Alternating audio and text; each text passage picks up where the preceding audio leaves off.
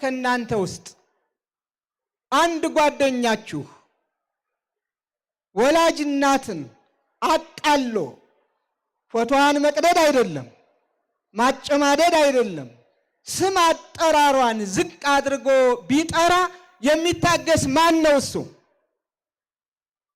ካለ ልጅነቱ ያጠራጥራል። የእናት ፍቅር የሌለውም ያሰኘዋል ካለ ዝም የሚል። ለዚህም ነው ኦርቶዶክሳውያንም እናታችን ስትነካ ዝም የማይሉት።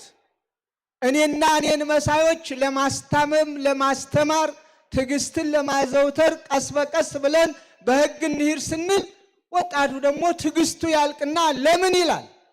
ለምን አልክ አንለውም። እናቱ ናታ የተገሰጸች፣ የማይደፈር ነዋ የተደፈረው። ስለዚህ ለዚህ